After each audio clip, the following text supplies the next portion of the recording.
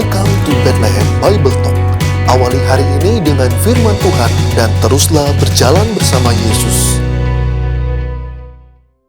Shalom jemaat yang dikasihi oleh Tuhan, kita masih membahas kitab Amsal dan hari ini kita akan berbicara tentang flexing.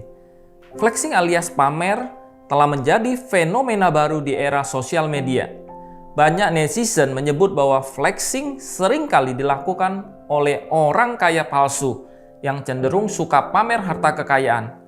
Beberapa hal yang sering dipamerkan seperti saldo ATM, uang yang bertumpuk, pakaian mahal, jet pribadi, liburan ke luar negeri, tas mewah, mobil mewah, dan sederet barang mewah lainnya. Mereka mungkin memposting liburan ke luar negeri, memakai barang bermerek, dan seterusnya. Padahal dalam kenyataannya itu hasil hutang atau pinjaman dari orang lain.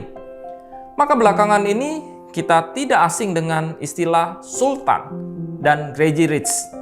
Flexing atau pamer kekayaan dilakukan untuk mencapai beragam tujuan, di antaranya menunjukkan status dan posisi sosial, menciptakan kesan bagi orang lain, dan menunjukkan kemampuan. Amsal mengatakan bahwa setiap orang dipuji seimbang dengan akal budinya, tetapi orang yang serong hatinya akan dihina. Kata akal budi di sini bukan berarti kecerdasan.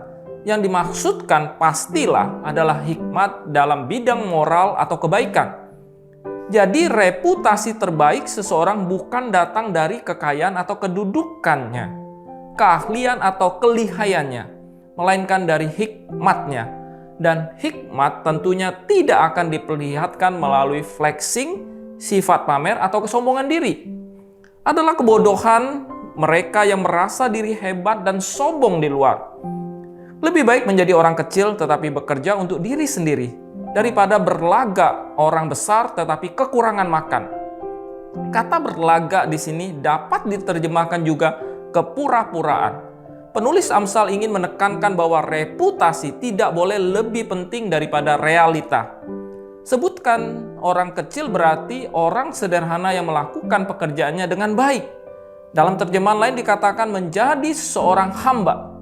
Menurut Amsal, lebih baik menjadi orang kecil tetapi bekerja dengan baik dan jujur daripada berlagak menjadi orang besar tetapi tidak bekerja.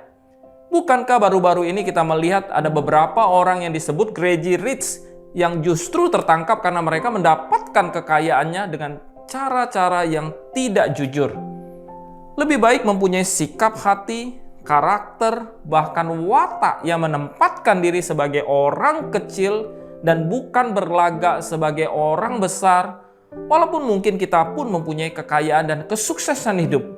Milikilah sikap seperti seorang hamba yang taat kepada tuannya. Keberhasilan seorang hamba hanya mengerjakan semua tugas dan kewajiban dengan baik dan penuh tanggung jawab. Sikap dan perbuatannya selalu berusaha menyenangkan hati tuannya. Pengakuan sebagai orang kecil juga pernah diungkapkan Daud. Waktu itu Saul mengutus ajudannya memberitahu bahwa Daud akan diambil menjadi menantu Saul. Saat itu Daud mengatakan, "Perkara ringankah pada pemandanganmu menjadi menantu raja? Bukankah aku seorang yang miskin dan rendah?" Sikap merendah jauh lebih baik daripada meninggikan diri. Berlagak sebagai orang yang besar justru akan menjatuhkan diri sendiri. Keberhasilan seseorang selalu dimulai dari pemahaman sebenarnya tentang siapakah aku ini. Mari kita belajar seperti Daud atau Yohanes Pembaptis yang mengatakan, "Membuka tali kasutnya pun aku tidak layak." Tuhan memberkati orang yang merendahkan diri di hadapan Tuhan dan sesama, serta bekerja dengan rajin dan penuh tanggung jawab. Mereka akan menjadi saluran berkat Tuhan. Kita berdoa.